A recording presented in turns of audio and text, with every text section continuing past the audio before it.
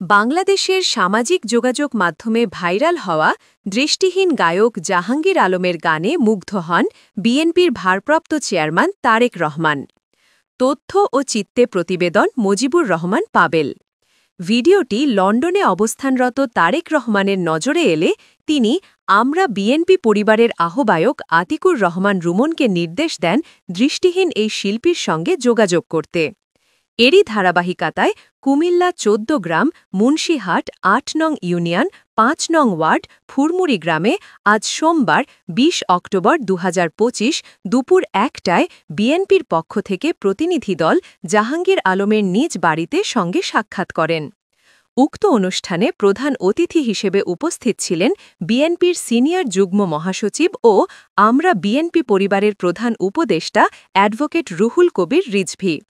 এ সময় উপস্থিত ছিলেন বিএনপির কুমিল্লার নেতৃবৃন্দরা, চট্টগ্রাম বিভাগের সহ-সাংগঠনিক সম্পাদক সহ স্থানীয় নেতৃবৃন্দ। দৃষ্টিহীন এই গায়ককে পাশে দাঁড়ানোর এ উদ্যোগ প্রশংসিত হচ্ছে সামাজিক যোগাযোগ মাধ্যমে। মানবিক এই পদক্ষেপে নতুন অনুপ্রেরণা জোগাল বিএনপি নেতা তারেক রহমান। আমরা আজকে আমাদের সকলের প্রিয় সঙ্গীত শিল্পী জাহাঙ্গীর ভাইয়ের পাশে এসে দাঁড়িয়েছে আমরা বিএনপি পরিবারের নেতৃবৃন্দ।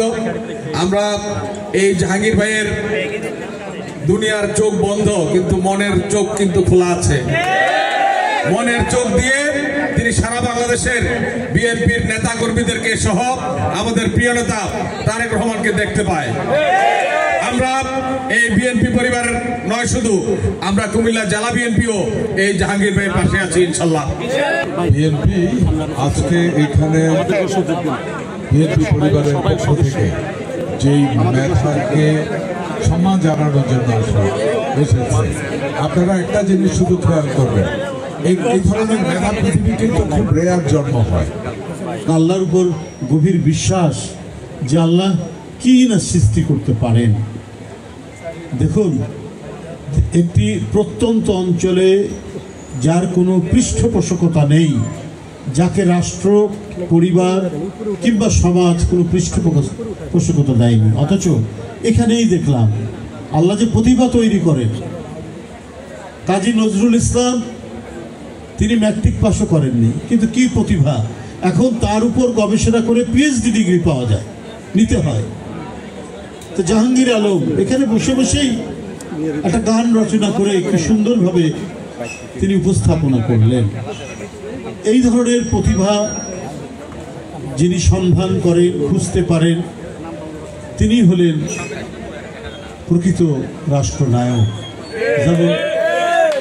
যেমন আপনাদেরকে বলি, রংপুরের বেতারে একটি ছোট্ট মেয়ে ক্লাস 3-তে পড়ে, তার গান শুনেছেন কোনো না কোনোভাবে শহীদ রাষ্ট্রপতি জিয়া রহমান। তারপরে তাকে ঢাকায় নিয়ে এসে তার বাবাকে এখানে একটি রেডিওতে চাকরি দিয়ে এখানে রাখার ব্যবস্থা করে সে এখন বাংলাদেশ না গোটা পৃথিবীতে তার সুনাম। বেবি নাজরিনের নাম শুনেছেন নিশ্চয়।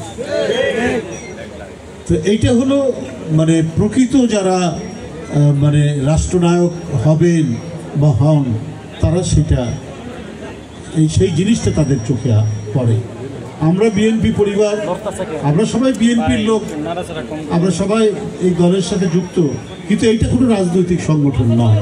এটা বিএনপির ভারপ্রাপ্ত চেয়ারম্যান তিনি নিজ হাতে এই সংগঠনটি করেছেন এই জন্য, যাতে সারা দেশের প্রত্যন্ত অঞ্চলে জাহাঙ্গীর আলমের মতো